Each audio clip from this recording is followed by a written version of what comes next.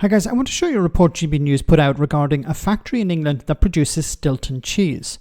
Now Stilton is extremely popular all over the world, and reporters from the channel visited a plant and interviewed staff there about the problems facing the cheese sector in general and Stilton in particular. They also spoke to people on the street asking them about their consumption of the cheese and if they've been buying more or less of the product in recent years. The company talked about the extra costs that they have and the difficult environment. But one word was strangely missing from this report. Can you guess what it is? Stilton is one of Britain's best loved foods. The salty cheese with blue centre can only be made in the East Midlands, but is exported around the world. Richard is head cheesemaker at Longclawson Dairy. This has got a nice, even bluing radiating from the centre of the cheese all the way to the outside. It's got an open, flaky texture. This cheese will break down to make a superb Stilton. Over 10 years, the number of Stilton makers has halved, with the market shrinking by 15%. In June, Danish food giant Arla announced a proposal to cease production at its site in Melton Mowbray. Tuxford and Tebutt is the last Stilton cheesemaker in the town, putting 60 jobs at risk. Melton MP Edward Arga says the loss would hurt the area. First of all, the key priority must be to support the people who are affected by Arla's announcement, the employees here at Tuxford and Tebutt. Second thing is, Stilton is a fantastic product. We've got to keep championing it. We've got to recognise there are other amazing Stilton producers out there. We've got to get behind them. We've got to champion and be proud of this iconic British product. Stilton is a speciality food. Many people only eat it at Christmas.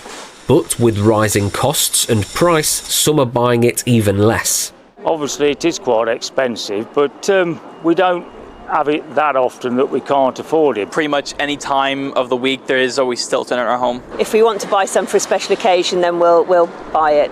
As a protected food, Stilton can't be changed or made elsewhere, like champagne in France. Despite that, the king of English cheese is coming under threat. These coats are developing really nice, and we've got this. Bill Mathieson is managing director at Longclawson Dairy. On a personal level, we're very positive about what's happening with Stilton. I think if you take an industry level, what we've been seeing is a decline in Stilton. Our mission as a business is to make sure that what we're doing is broadening out Stilton usage beyond the cheese board, because only 20% of households ever have a cheese board. So we're looking at putting it in burgers, so we've got burger melts, we're putting it in snacking. The complete disappearance of Stilton is unlikely. Yet, every vanishing cheesemaker increases uncertainty. Will Hollis, GB News in Melton Mowbray. Okay, so the word missing, of course, was Brexit. No mention of Brexit here. Why is Brexit a problem for Stilton cheese? Because as it's a small production, or a smaller than usual production, we're talking about a massive cost just to export it into the European Union. So as we know, in order to export small consignments, you need to pay for veterinary health certificates, but also for large consignments. So if you're sending a huge consignment, you can probably absorb that cost. But if you're sending smaller consignments, it's going to add an extra cost and make it less feasible. And because Stilton is not your average cheese, it's a more specialized cheese, it's more difficult to sell.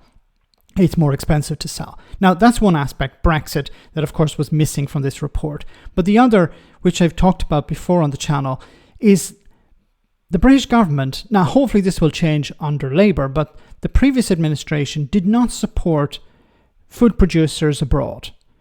For example, the Italian government, the French government would help exporters, for example, at trade fairs, food fairs in Asia, around the world. They would help them cover the costs of setting up stands there, providing samples to the public, while in Britain, it's left to the industry itself. So the industry producers have to shoulder most of this cost, and they get very little support from the government.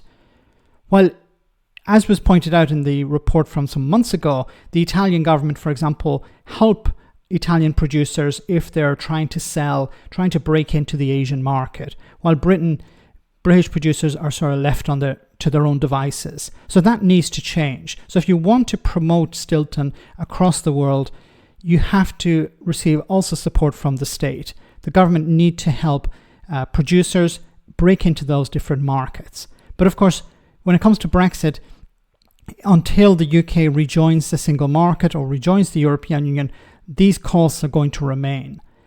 You can see here that they're trying to diversify, no longer rely on just cheese board sales, but also including it in other products. That's probably a good approach. But it's sad to see products like this. These are popular products. People want them. In Europe, it's quite popular, but it's much more expensive now, and especially during a cost of living crisis, people are cutting their consumption. Let me know in the comment section, guys, what you think. As always, your comments are greatly appreciated. Thanks a lot.